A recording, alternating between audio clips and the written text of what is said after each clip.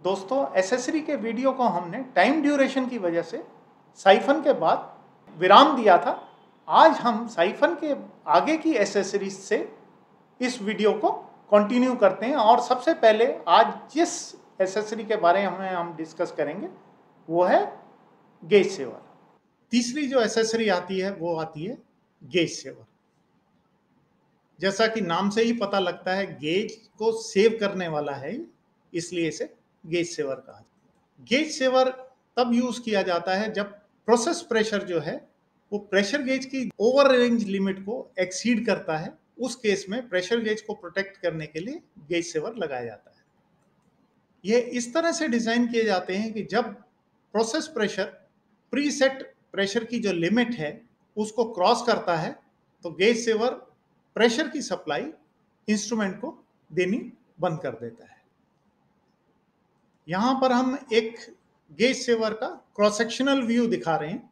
इसमें आप देखेंगे कि राइट हैंड साइड पर एक स्प्रिंग है और इसमें भी जो प्रेशर है वो डायरेक्ट स्ट्रेट लाइन में नहीं जा रहा है, एंगुलर उसमें जा रहा है। जैसे ही प्रेशर एक्सीड करता है जो भी प्रीसेट लिमिट होती है तो जो स्प्रिंग है उसकी वजह से जो प्रेशर प्रोसेस साइड से इंस्ट्रूमेंट की साइड जाना बंद हो जाता है। जब process pressure over range limit को क्रॉस कर देता है तो ये प्रेशर गेज के सेंसिंग एलिमेंट को डैमेज होने से रोकता है और उसकी कैलिब्रेशन को सुरक्षित रखता है, प्रोटेक्ट करता है। जनरली गेज सेवर की मिनिमम सेटिंग 1 kg पर सेंटीमीटर स्क्वायर अवेलेबल रहती है, लेकिन अगर 1 kg से नीचे का आपको सेट पॉइंट चाहिए है, कुछ स्पेशलाइज्ड मैन्युफैक्चरर इसको 1 kg के नीचे की सेटिंग भी प्रोवाइड कर देते हैं। यह नॉर्मली SS316 मटेरियल या मोनल मटेरियल में अवेलेबल रहते हैं। इनमें process connection normally 1/2 inch NPT female by 1/2 inch NPT male रहता है। नेक्स्ट जो एसेसरी हम बताने वाले हैं वो है इम्पल्स ट्यूबिंग। इम्पल्स ट्यूबिंग का यूज प्रेशर सेंसर और प्रेशर टैपिंग को कनेक्ट करने के लिए किया जाता है। इसके इंस्ट्रूमेंट साइड वाले पोर्शन पे हम प्रेशर गेज के सूटेबल कनेक्टर लगाते हैं और दूसरे एंड पर जो कनेक्टर है वो हम प्रोसेस टैपिंग के सूटेबल प्रोवाइड करते हैं। इम्पल्स ट्यूबिंग डिफरेंट साइजेस में अवेलेबल रहती है।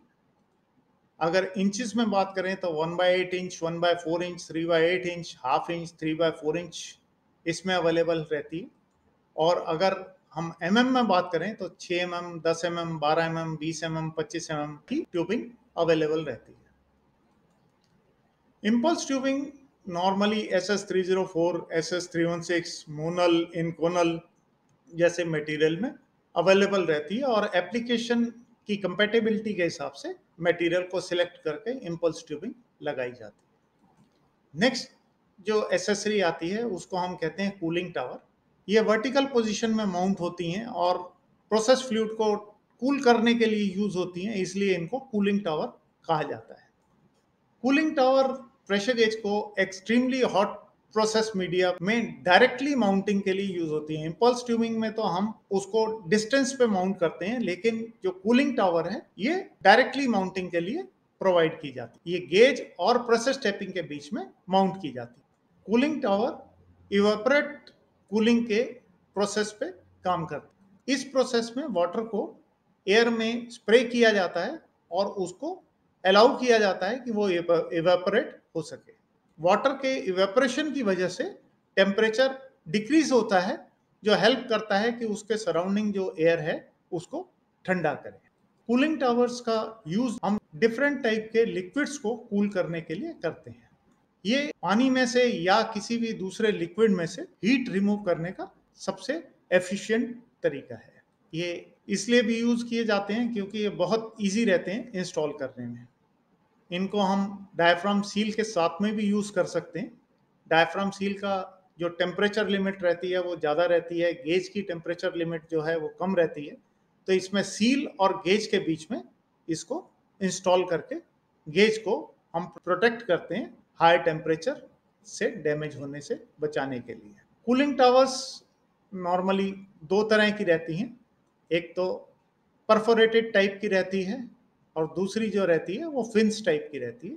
परफोरेटेड टाइप की कूलिंग टावर में स्पाइरल ट्यूबिंग प्रोवाइड की जाती है एक परफोरेटेड केस के अंदर, जो हॉट मीडिया को प्रेशर गेज में एंटर होने से प्रोटेक्ट करती है। परफोरेटेड टाइप की कूलिंग टावर जो है ये नॉर्मली क्लीन लिक्विड्स और गैसेस के लिए यूज की जाती है, क्योंकि इसके अंदर जो ट्यूबिंग का साइज लिया जाता है वो छोटे बोर की ट्यूब्स यूज की जाती है। फिन्स टाइप में एक रॉड में फिन्स प्रोवाइड किए जाते हैं जहां पर एयर सर्कुलेशन और हीट रेडिएशन की वजह से टेम्परेचर सिग्निफिकेंटली कम होता है, ताकि गेज के अंदर हॉट लिक्विड एंटर ना हो सके, उससे पहले उसका टेम्परेचर कम हो जाए। अभी हम गेज एडाप्टर की बात करते हैं। गेज एडाप्टर्स का यूज हम तब करते हैं जब इंस्ट्रूमेंट का कनेक्शन और जो उसके साथ में एसेसरी लगाई जा रही है उसका कनेक्शन डिफरेंट हो, या इंस्ट्रूमेंट का कनेक्शन और जो प्रोसेस टैपिंग है उसका कनेक्शन डिफरेंट हो, उसके थ्रेड्स डिफरेंट हो। इसमें मेल थ्रेड से फीमेल थ्रेड के कन्वर्जन के लिए या फीमेल थ्रेड से मेल थ्रेड के कन्वर्जन के लिए एडाप्टर्स अवेलेबल रहते हैं। ये नॉर्मली SS304, SS316 या मोनल मटेरियल में अवेलेबल रहते हैं। फिर आता है gauge union. Gauge unions instrument की पोजीशनिंग के लिए यूज होते हैं जब हम उनको इंस्टॉल करते हैं।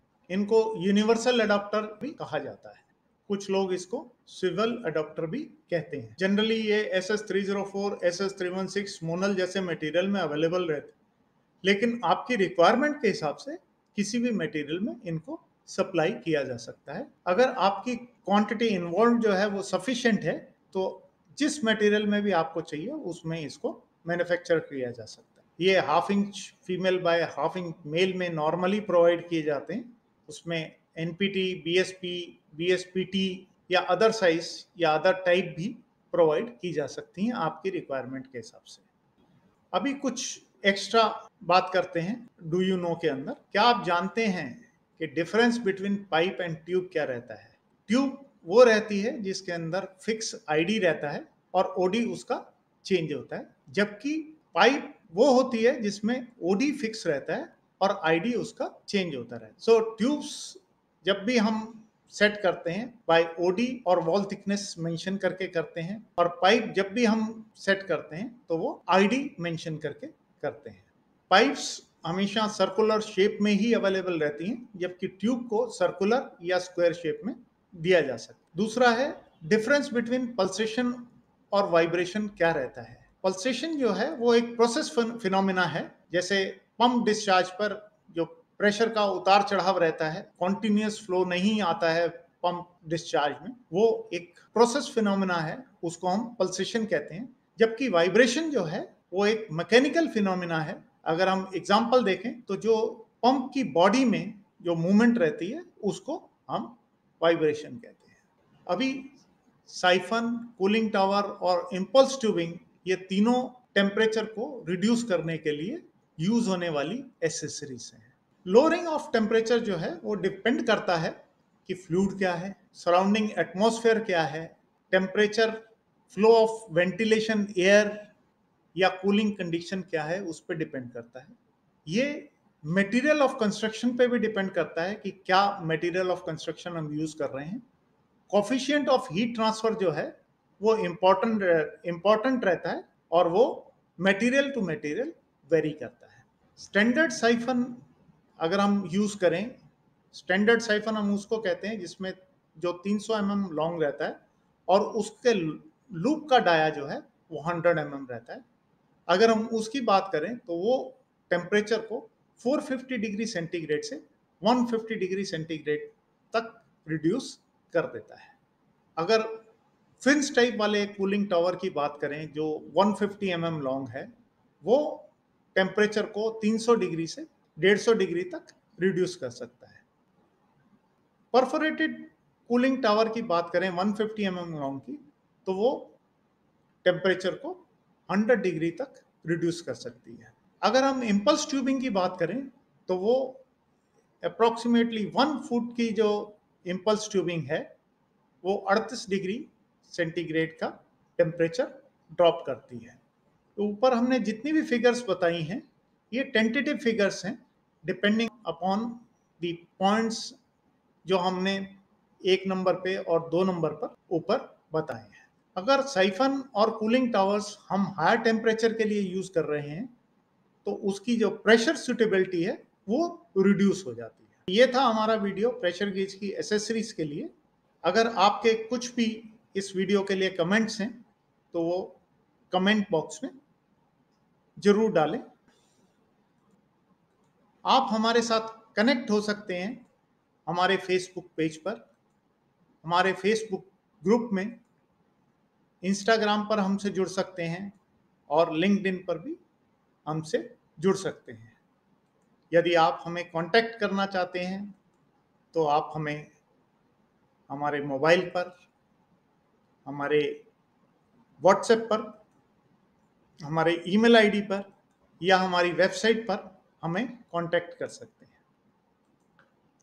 अगर आपने अभी तक भी इस YouTube चैनल को सब्सक्राइब नहीं किया है तो जल्दी से इस YouTube चैनल को सब्सक्राइब करें, बेल आइकन जरूर दबाएं ताकि आने वाले नए वीडियोस की नोटिफिकेशन आपको टाइमली मिल सके। अपने दोस्तों के साथ इसको शेयर करें ताकि वो भी अपनी नॉलेज को अपग्रेड कर सकें। जल्दी ही हम अपने प्राइमरी प्रोसेस इंस्ट्रूमेंट्स के नए वीडियोस के साथ में आपके साथ फिर जुड़ेंगे। तब तक के लिए धन्यवाद।